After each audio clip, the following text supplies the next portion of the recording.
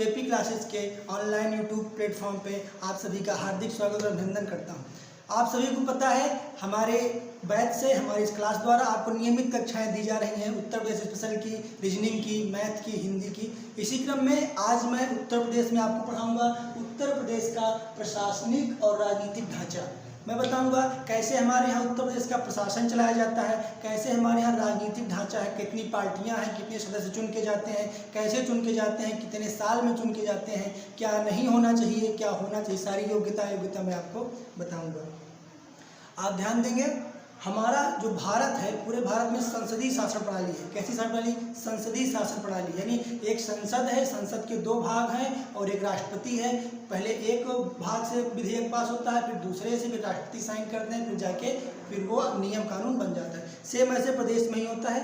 तो ध्यान देंगे, भाग 6 में अनुच्छेद 152 से लेकर 237 तक के बीच, भाग 6 में अनुच्छेद 152 से 237 के बीच राज्यों के बारे में प्रावधान है। किसके बारे में? राज्यों के प्रशासन के बारे में प्रावधान है।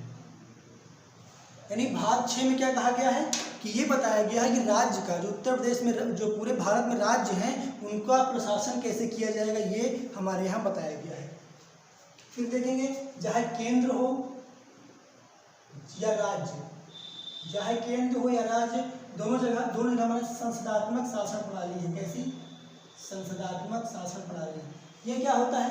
ये मतलब कि संसदात्मक शासन प्रणाली मतलब हुआ कि ऐसी प्रणाली जिसके दो हाउस हैं, दो सदन हैं, एक उच्च सदन, एक निम्न सदन। दोनों में से क्या कोई विधेयक पास किया जाएगा, फिर आगे चल के उस पर राष्ट्रपति या राज्यपाल हस्ताक्षर करेंगे, तब वो क्या बनेगा? नियम या कानून बनेगा। तो ध्यान दें कि चूंकि हमको बात करना है राज्य के संदर्भ में, केंद्र के संदर्भ में नहीं, तो केंद्र को हम हटा देंगे। देखेंगे हमारे यहाँ राज्य में संसदात्मक शासन प्रणाली है। इसके अंतर्गत 3 भाग होते हैं। कौन कौन से? पहला कार्यपालिका,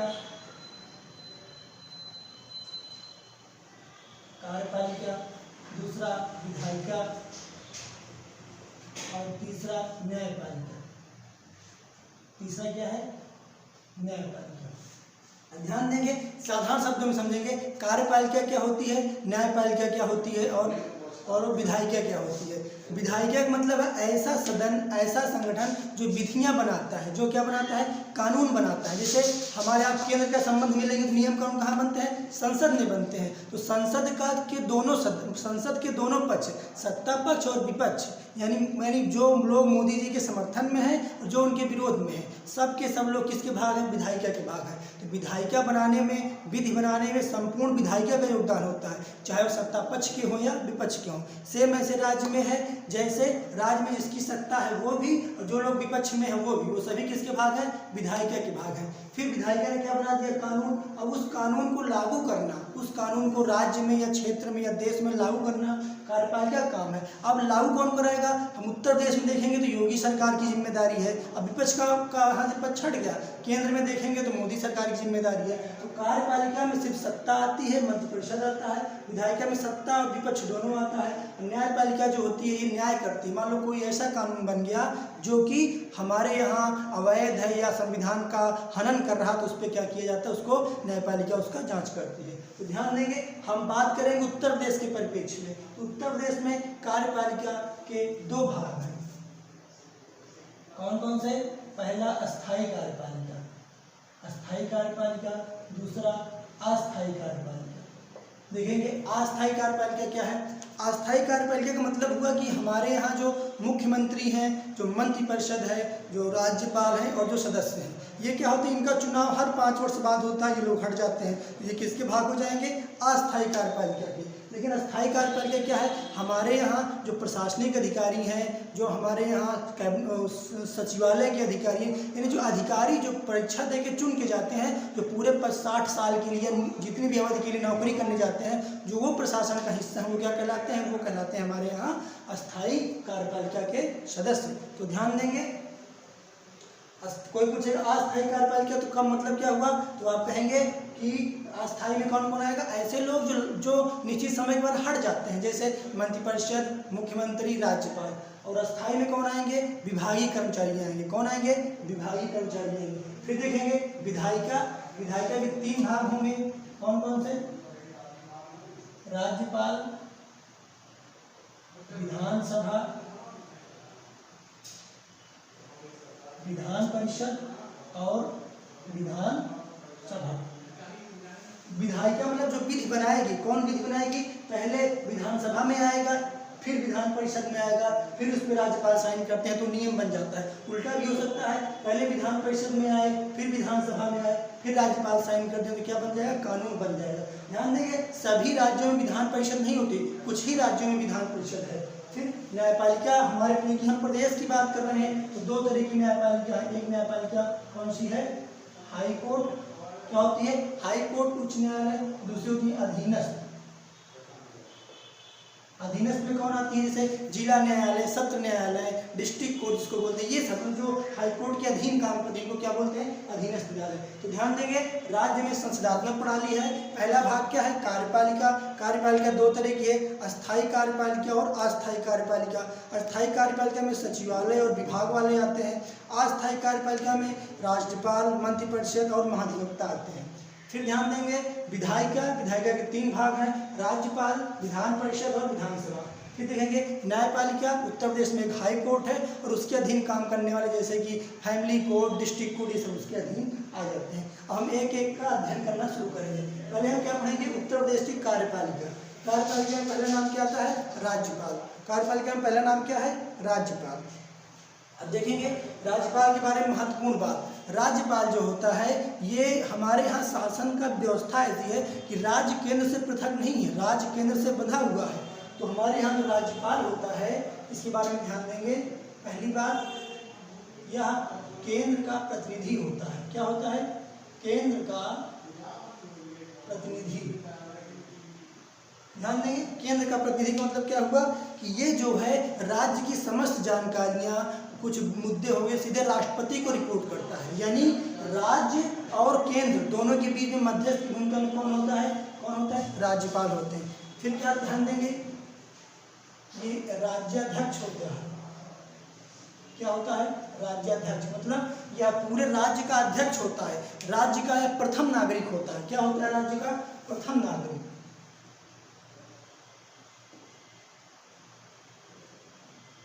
यानी जो व्यक्ति जिस समय राज्यपाल रहेगा उस समय वो राज्य का क्या है? वो अध्यक्ष है। फिर क्या है? वह राज्य का प्रथम नागरिक है, पहला नागरिक है। जितने भी काम होंगे राज्य में, किसी की नियुक्ति, किसी को हटाना, कोई संधि, कोई समझौता, कुछ भी जो होता है वो किसके नाम से होता है? राज्यपाल के नाम से ही होता है। तो ध्यान देंगे राज्यपाल क्या है? राज्यपाल केंद्र का प्रतिनिधि है, राज्यपाल राज्याध्यक्ष है, और क्या है? राज्यपाल हमारे यहाँ प्रथम नागरिक है। और क्या ध्यान देंगे? यह कुलाधिपति होता है। क्या होता है? कुलाधिपति।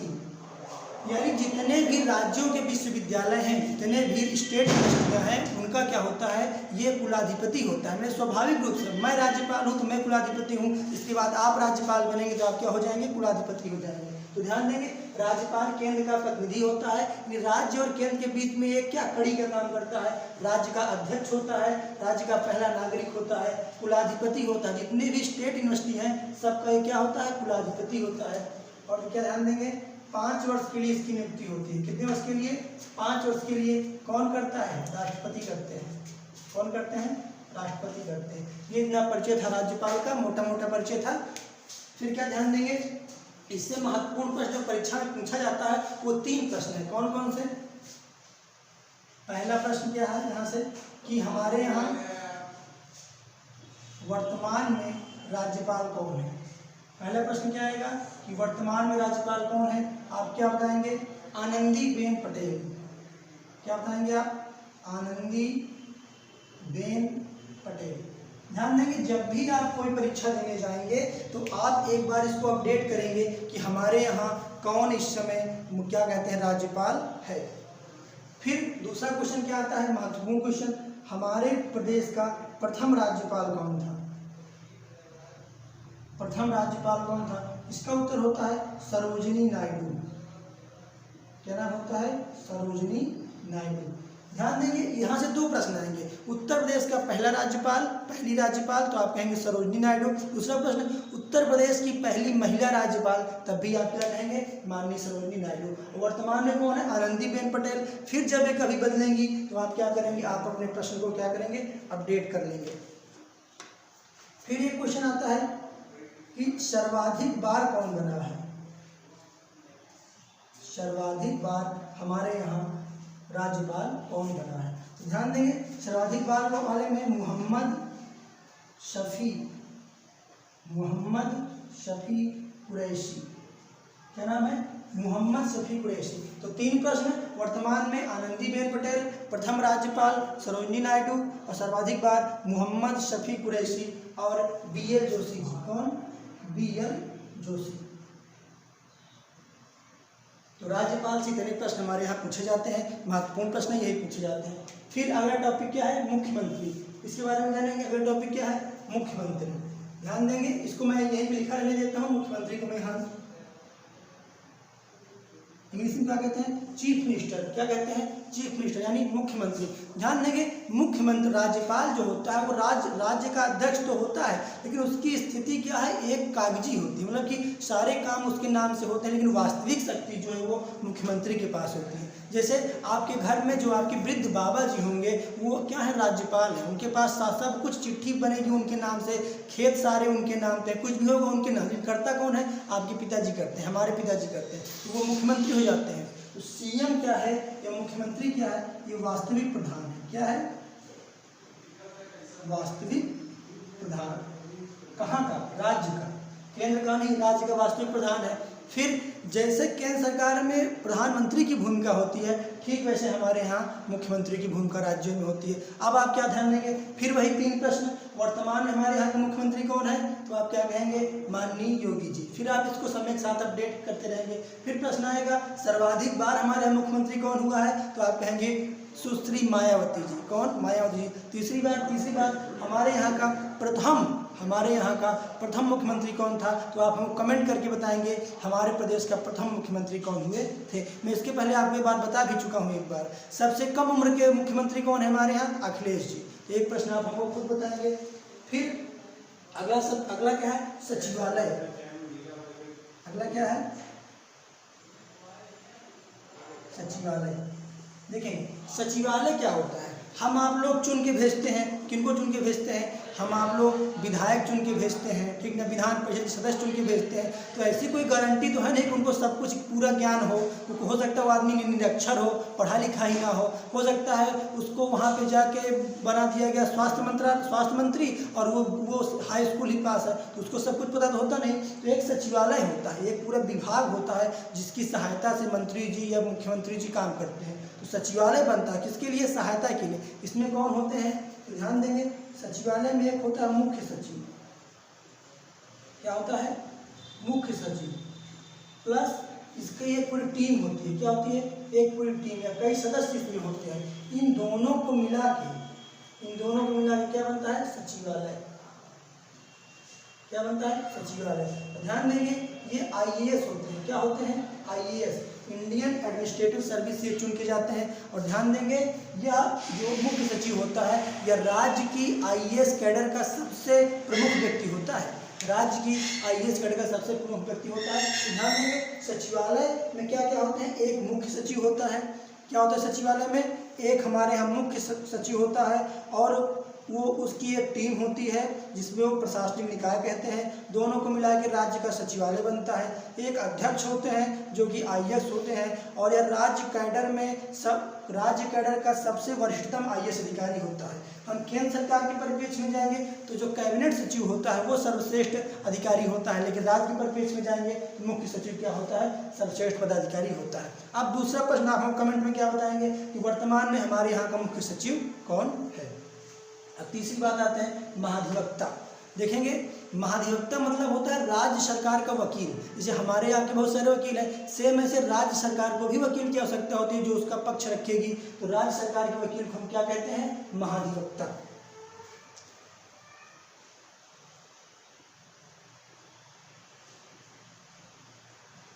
महाधिवक्ता मतलब राज्य सरकार का राज्य सरकार का कानूनी सलाहकार। क्या होता है?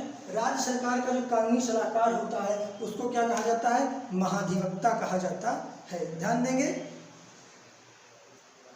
इसके बारे में 3 प्रश्न। इसके बारे में, महाधिवक्ता के बारे में ध्यान देंगे। इसका वर्णन आर्टिकल 165 में है। इसमें है आर्टिकल 165 में है। इसकी नियुक्ति कौन करता है? राज्यपाल करते हैं। कौन करते हैं? राज्यपाल। क्या करते हैं? इसकी नियुक्ति, सॉरी, इसका वर्णन आर्टिकल 165 में है, इसका महाधिवक्ता का।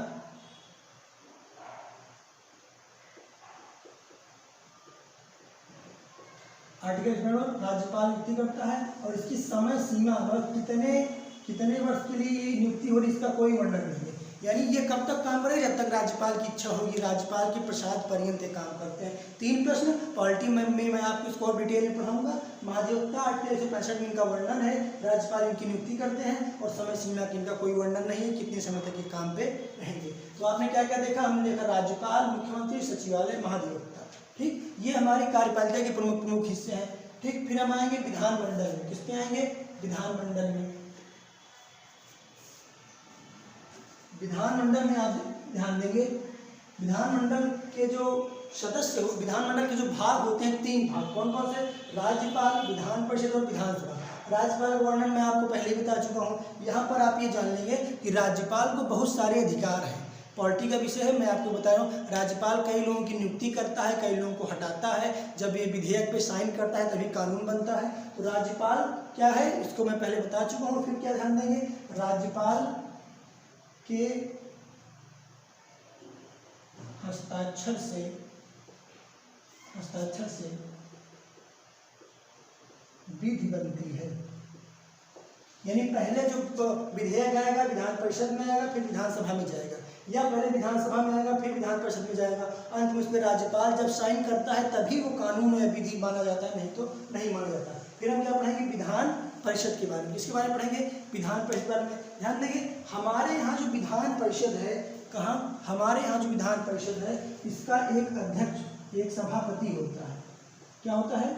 सभापति। विधान परिषद में क्या होता है? एक सभापति। तो यहाँ से फिर वही 3 प्रश्न। हमारे यहाँ वर्तमान में सभापति कौन है? प्रथम सभापति कौन थे? और सर्वाधिक बार सभापति कौन हुए हैं? तो प्रथम सभापति श्री चंद्रभाल जी थे। कौन थे? श्री चंद्रभाल। यहाँ से 3 प्रश्न आएंगे सभापति से। प्रथम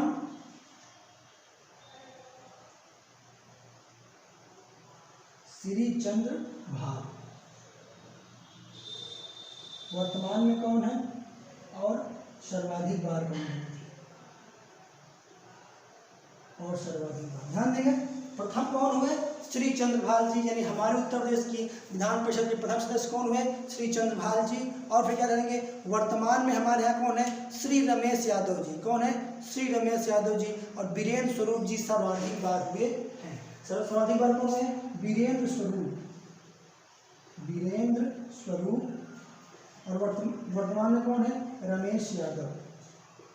रमेश यादव। ये सब चीज़ें समय के साथ बदलती रहती हैं, आप इसको अपडेट करते रहेंगे लगातार। ध्यान देंगे सभापति होते हैं प्रथम सभापति चंद्रभाल, वर्तमान में रमेश यादव, सर्वाधिक बार कौन हुए हमारे यहाँ? वीरेंद्र स्वरूप जी। फिर क्या ध्यान देंगे?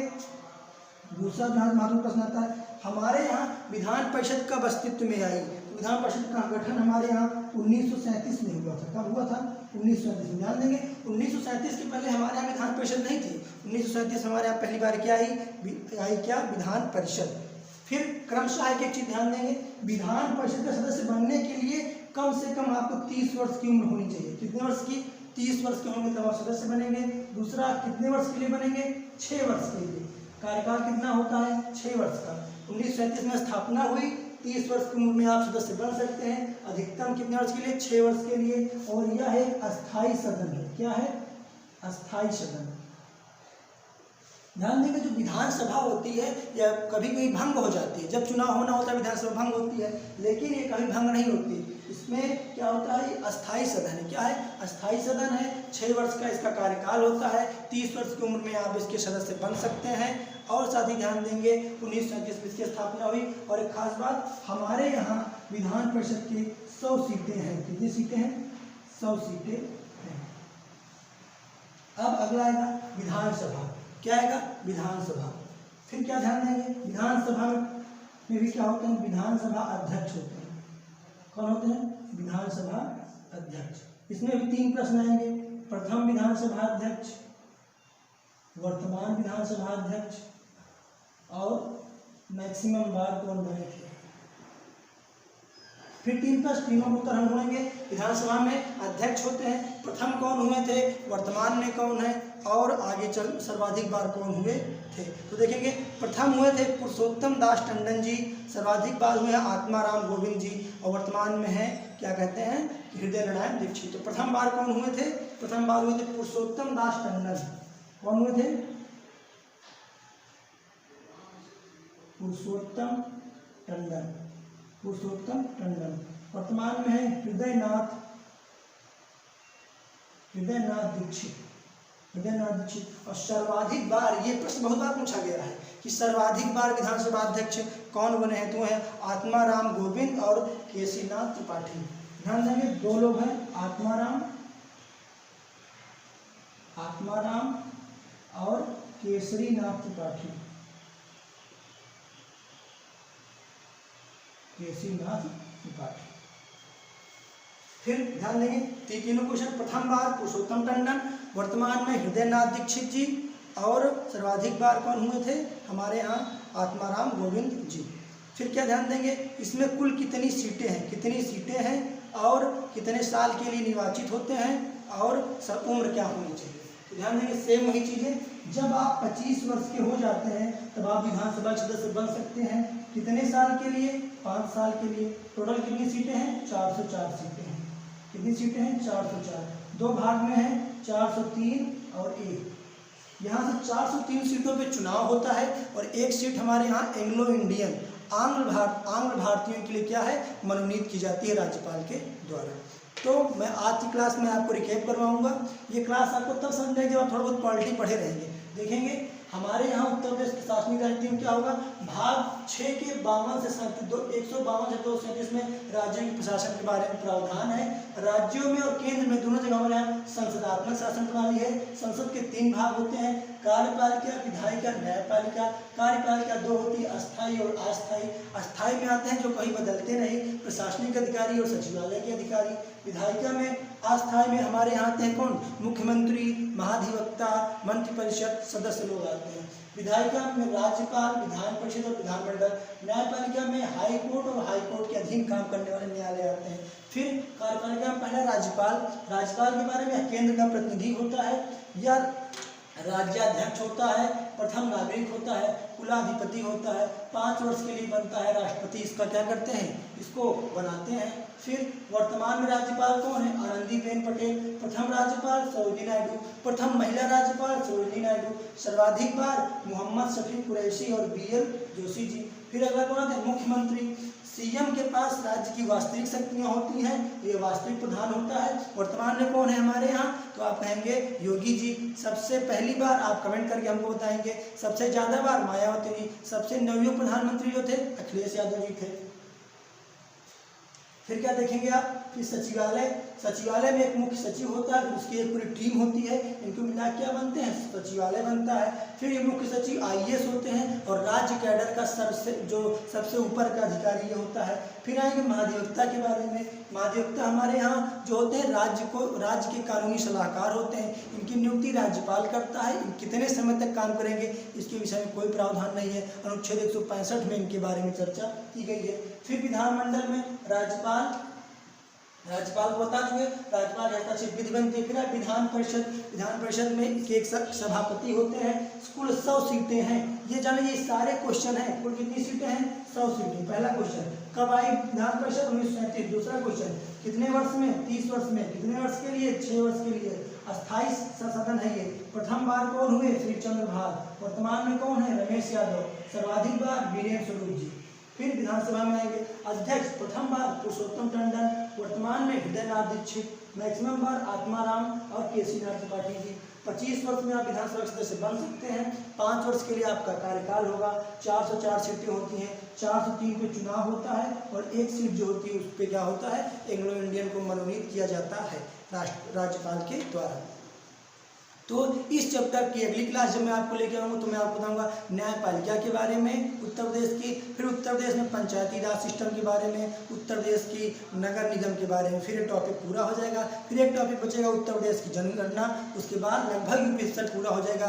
फिर मैं आपको महत्वपूर्ण क्वेश्चन करवाऊँगा इसके, ठीक। इसके साथ ही आप लोग इसके बाद जीएस में कौन सा टॉपिक पढ़ना चाहते हैं, कौन सा मैं स्टार्ट करूँ, हिस्ट्री पढ़ाऊँ या पॉलिटी पढ़ाऊँ, कमेंट में आप हमको जरूर बताइएगा। मिलते हैं आपसे अगली क्लास में। वीडियो को पूरा देखिएगा और शेयर दोस्तों के साथ जरूर करिएगा, बहुत मेहनत की जाती है आप लोगों के लिए। तब तक मिलते हैं कल, तब तक के लिए धन्यवाद।